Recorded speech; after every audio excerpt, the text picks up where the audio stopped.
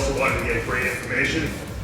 I'm going to tell you right off the bat, do not listen to anything that these guys tell you that they did. Nothing. Because they are the elite of the elite. Anything they do works.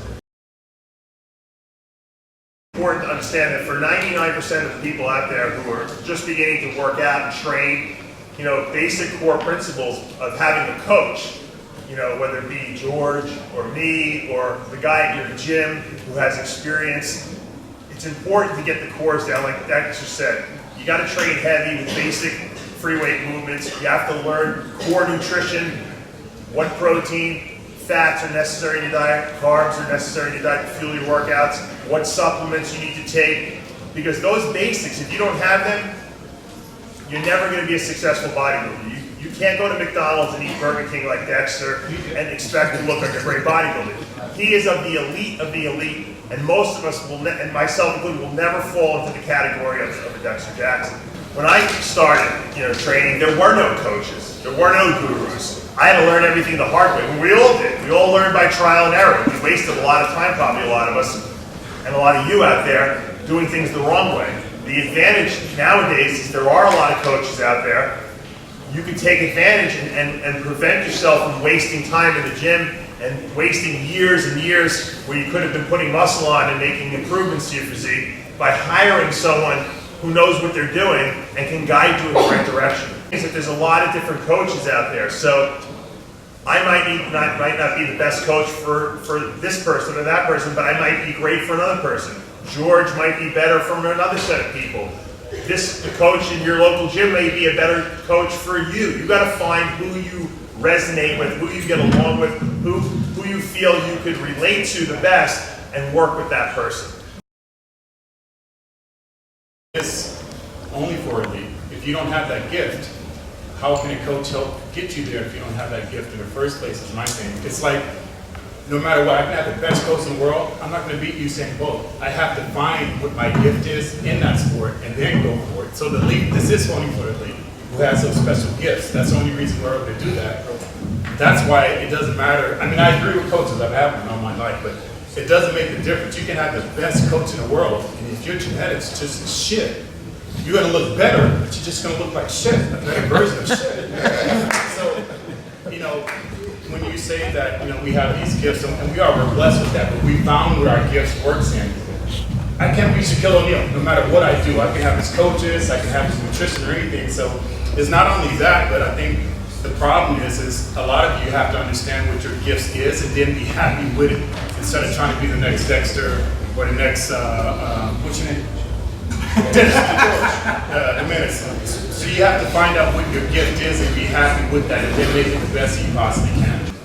I agree with what you say as far as being an elite bodybuilder, but most of the people out here who are in this audience, most of the people who want to bodybuild, don't bodybuild with the idea that they can be Mr. Olympia. Yeah. They want to just be the best they could be. And for those people, I think it's important to have a coach because I know, and I'm sure George will confer with this, you can put muscle on anyone and you can get anyone in shape. Every one of you out there can be bodybuilders. You might not be elite bodybuilders in the sense that you're pros and you're competing for the Mr. Olympia title, but every person on this planet can be a bodybuilder and can add muscle and get lean if they want with the right science. And that's the message that I think that I'm trying to impart. Not that that's why it's a mistake for people out there to try to follow what this crew does up here. They have to learn the science and learn what works for their body. Flex never had calf implants, first of all. So we'll kill the rumor. It never had calf implants, but bodybuilding is as much psychological as it is physiological. And I knew that at the very beginning of my bodybuilding career. And Flex worked with a team of people. He had his whole posse at Gold's Gym to rely on. I trained alone. I didn't have other people motivating me to bodybuild. It was something I wanted to do for myself. I got myself out of bed, I prepared my own meals, I did all my training, and then I would go to Gold's Gym and I'd see Flex, who I knew at a very early age was going to be standing next to me at some point. He helped me move into my first apartment in 1988, won the California, I believe it was 1989. He was following behind me, I won the Cal in 87. And I was commentating when he turned pro. Actually, we got beat by Mike Matarazzo in 91 when he turned pro in 92. So I watched studied, and trained with Flex and knew he was going to be the man to beat at one point. And although that didn't ruin our friendship, it certainly strained our friendship, and I needed to have that animosity against Flex in order to really create a fight, so to speak. And that took place in '97. It came to full tilt in '97. Yes, before I ever met Shawn, he was like, Shawn was a sick, and you know, when he came on stage, he was a young guy, he was winning everything. I actually used to take his routine and have my buddy videotape me trying to repeat his routine, and that's actually how I learned to pose. And then Shawn actually came to my hometown, and he was a guest poser there, and we met and we talked and stuff like that. But I wanted to emulate and be like him because I thought he was a well-looking guy. You know, all the girls liked him. He was a businessman, he was successful, and I wanted to emulate myself like him. And even though I was very immature as a bodybuilder, I didn't come from a bodybuilding background. I didn't know what magazines were and all that stuff. His routine was just at the next level, and that's when I fell in love with the art of posing. Because the way he expressed himself is just, you just walk, you didn't want to see nobody else pose. And I wanted to be that type of guy that when I went on stage that I posed that I would just shut the show down and people just wanted to walk away. So what's really interesting is we became arch rivals on stage, and it's interesting, and like that, you always have your arch nemesis. You know, Superman had Lex Luthor or whatever, but he actually spurred me on to be the best that I could, and I wanted to emulate him. But even at a young age, I want to be like him because I want to be like somebody great. But at one point, I have to mature and become my own person as a poser and a bodybuilder. But he was a person who spurred me on. I didn't look at anybody else. I didn't look at Lee Haney or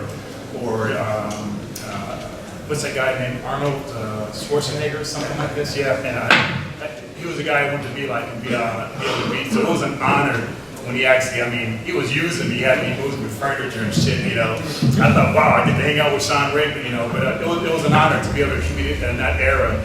And I actually envied him because I needed a team around me because I didn't know anything about bodybuilding, where here he is way on the other side of town and he did everything by himself. And I envied him because he had that inner strength that I didn't actually have at a young age. So it's interesting how we can be so far apart. We're actually claws and we actually make each other better.